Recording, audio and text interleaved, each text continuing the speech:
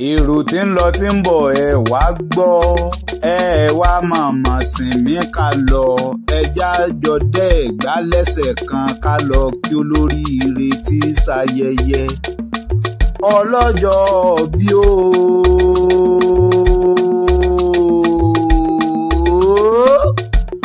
ọmọ ọlọ́jọ́ bí máa ń gbẹ́sẹ̀ ní kọ̀ọ̀kan olúwa ní sọlá sùláìmánù tẹ́bí wọlé mi kì í ń bá àgbo olódùmarè ò ní kánjú kú o ikú tó yáwó ò ní pa ọmọ sàmì sàṣẹ olóríire tí gbogbo aráyé ń pariwo amálẹ́wà bí òyìnbó ó pupa rekete ní bíi tìmọ́tì alágolo ó náà kúkú kọ́ o ọlọ́run ọba mi òkè ló dirí ẹwà fákùkọ rẹ tẹ́ ló gbé lórí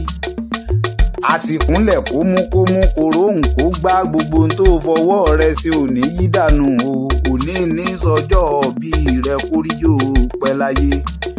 ó dára láwọ̀ bí oṣùn káyé rẹ̀ dára kó sunwọ̀n kó dùn bí oyin anébólúgbọ́n jíire èmi ò mọ̀ o èmi ò mọ̀ o èmi ò mọ̀ o bárẹ̀sà jíire èmi ò lè sọ bí olúwa ní sọlá sùláìmánù bá ti jíire àbùsébùsé ire lónìí o orí rẹ̀ àfìrè lọ́jọ́ gbogbo anibọ́dún bá ti dún pèrègùn àmáwọ̀ tutù wọ̀ ìgbà rẹ tó ti ń dùn yìí ọlọ́run ọba ò ní jó parẹ́ máa sàmì sàṣẹ àgbo olódùmarè ò ní kánjú kú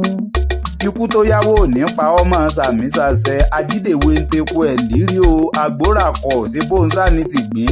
báyé olóko bá pẹ́nu gbó a máa dàbí èwe ni a máa dàbí èwe ni kíre ọmọ rẹ lẹ́kọ̀ọ́ ọ́ kíbi ọmọ yà lójú ọ̀nà rẹ ọ̀rọ̀ gbogbo tí ń pa ọ́ lẹ́rìn ọlọ́run ọba ò ní jọ́ pa ọ́ lẹ́kún àwọn ọmọ tó bí ò ní kú o ìwọ ní ò ní bọ́ sọnù lọ́dọ̀ ọkọ olúwa ní sọlá ọmọ lísàbí ọmọ ẹ̀gbámọ lẹ́sàbí mọ gbòǹgbò àkàlà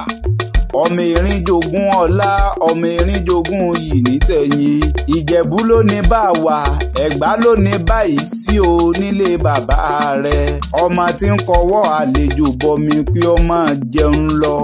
ojú ń ti yán ojú ń tọbẹ̀ nú àwo tangaran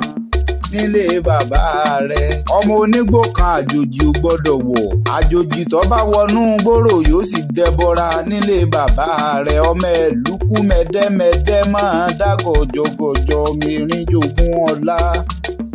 ọmọ onígbẹ̀dú àlùlà ọmọ onígbẹ̀dú àlùlówó lọ́wọ́ máa ń dágọ̀jọ́ ọmọ èpè jàjò ògùn tẹnu kékeré olóró apègún àgbà olóró apàràbà ìṣẹ̀kú ìpẹ́kú olóró apàjìá nílé bàbá rẹ̀ èmi ti kí ọ lọ́dún èyí náà o ǹgbọ́ bá dìwò yá àmọ́dún àní a máa kíra wa tẹ̀rín tẹ̀yẹ towó tọmọ ta ikú bọ̀rọ̀bọ̀rọ̀ bọ́ọ̀ bá wa ń gbọ́ kíkí o tó ń gbórin ewì tó dùn yàtọ̀